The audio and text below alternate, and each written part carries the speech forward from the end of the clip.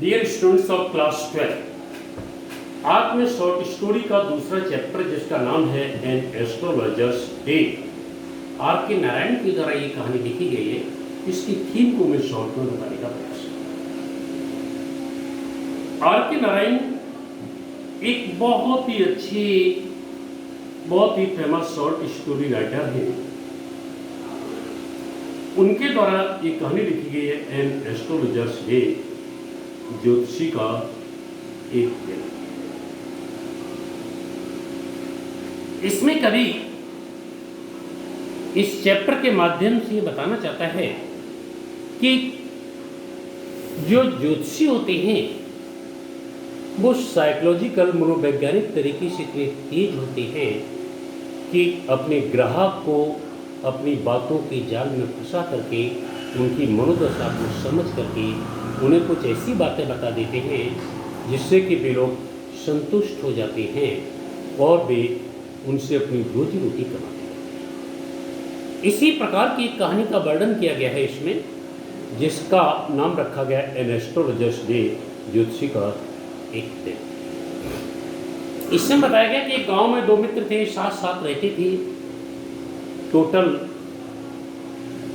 गांव का जीवन व्यतीत करते थे खेतीबाड़ी और अन्य चीज़ों में, लेकिन जो दोनों का लाइफ स्टाइल था वो अलग था। साथ साथ रहते थे, उठते थे, बैठते थे, जो भी खेल लिया करते थे, शराब भी पी लिया करते थे। दोनों में घनिष्ठ मित्रता थी। एक बार बाग में उन्होंने साथ साथ बैठ करके दारू भी पी और जो भी खेला। आपस में झगड़ा हो गया। एक मित्र ने अपनी जेब से चाकू निकाल करके दूसरे मित्र पर वार कर दिया, आक्रमण कर दिया। दूसरा मित्र खा गया। अब उसने सोचा आप क्या करें, इसलिए अपने उस मित्र को पकड़ करके कुएं में ढकेल दिया। एक सूखा कुआं था, उसमें ढकेल दिया, क्योंकि उसने सोचा कि पुलिस आएगी और पकड़ा जाएगा और हमेशा हमेशा के लिए गांव को छोड़ करके गांव से कई किलोमीटर दूर जा करके एक शहर में पहुंच जाएगा। शहर में पहुंचने के बाद उसके पास सबसे बड़ी समस्या ये थी कि किस तरीके से अपना जीवन व्यतीत करे, क्या कार्य करे, क्या व्यापार करे। इस बात को सोचने में उसने कई दिन लगा दिए। एक लंबा समय उसने कि उसे क्या करना चाहिए और क्या नहीं करना चाहिए। इस बात के लिए उसने कई अपने वर्ष व्यतीत कर दिए। अंत में क्या होता है, यानी कई दिन व्यतीत कर दिए, सड़कों पर घूमता रहा। अंत में उसके मन में विचार आया कि क्यों ना ज्योतिषी का व्यापार शुरू कर दिया। इसलिए उसने ज्योतिषी के रूप में कार्य करने का विचार बना लिया। अपना हुलिया एक ज्योतिषी की तरह बदल लिया। ऊपर से नीचे तक गेरुआ कलर की कपड़े पहनने लगा, सैफ्रॉन कलर की पगड़ी को अपने सिर पर बांधने लगा और उसने एक बहुत अच्छा स्थान देख लिया। एक चौड़ी सड़क के किनारे एक इमली का विशालतम वृक्ष था। तो इमली के विशालतम वृक्ष के नीचे उसने अपना एक चबूतरा बना लिया और वहाँ पर बिस्तर लगा करके बड़ी बड़ी मूछें रखा ली, माथे पर राख लगाता था, रोड़ी लगाता था, ज्योतिष शास्त्र से संबंधित, हस्तरेखा से संबंधित कई पुस्तकें तलाश ली, कौड़ियाँ रख ली और ज्योतिषी का बिस्तर ला करके वहाँ पर बैठा।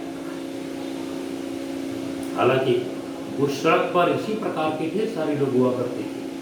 एक मूंगफली बेचने वाला था, एक कपड़ा बेचने वाला था। ये लोग चिल्ला चिल्ला करके अपनी दिन भर सौदा बेचा करते थे और शाम तक जितना कमा करके ले जाते थे, लगभग ज्योतिषी भी बिना कुछ बेचे उतना ही वार्षिक कमा करके ये अंतर था। अब क्या होता है, इस तरीके से उसका गुजर बसर होने लगी क्योंकि उसकी साइकोलॉजी बहुत तेज थी। उस ग्राहक उसके पास खिंचे हुए चले आते थे, जैसे मधुमक्खियां फूलों की तरफ खिंची हुई चली जाती हैं। अपने ग्राहकों को कुछ सामान्य बातें बताया करता था और उसकी सामान्य बातों से उसके अधिकतर ग्राहक संतुष्ट हो जाते थे और संतुष्ट होकर के उसे कुछ न कुछ देकर के जाते थे। वह प्रति प्रश्न मात्र 3 पाई लेता था और ग्राहक उसकी बातों से संतुष्ट होते थे। इस प्रकार उसकी गुजर बसर होती।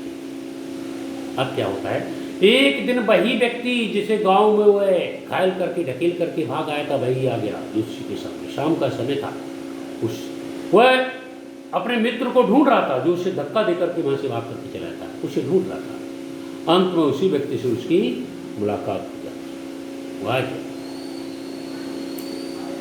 ज्योतिषी ने उसे सामान्य ग्राहक समझा, उसके सामने बैठ गया और जैसे उसने अपना चेहरा सुलगाया, ज्योतिषी ने उसके चेहरे को पहचान लिया। ज्योतिषी घबरा गया, अब क्या करे क्या ना करे, ये तो वही व्यक्ति है।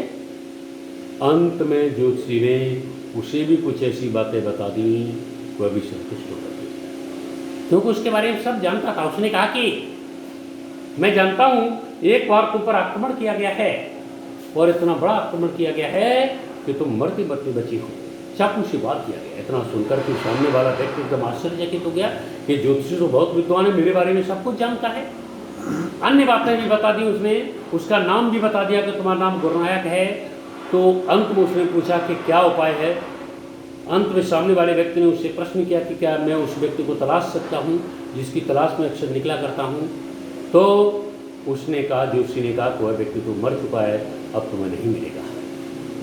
और उसे चुटकी भर राख दे दी और कहा कि इसे अपने माथे पर मल लो और तुरंत अपने घर वापस चले जाओ और दक्षिण दिशा की तरफ अपने जीवन में कभी यात्रा मत करना, क्योंकि वह दक्षिण दिशा की तरफ ही रहता था ज्योतिषी। और इस प्रकार अपने उस क्लाइंट को भी, ग्राहक को भी बेवकूफ़ बना करके उससे पैसे ठग करके उसे घर भेज दिया और बड़ी प्रसन्नतापूर्वक वह ज्योतिषी अपने घर पहुंचा। इस प्रकार ये कहानी का सार है। नेक्स्ट वीडियो में मैं आपको लाइन बास ग्राफ बास इस स्टोरी को पढ़ाऊँगा। तब तक इसकी थीम को एक बार पुनः पढ़िए। Thank you.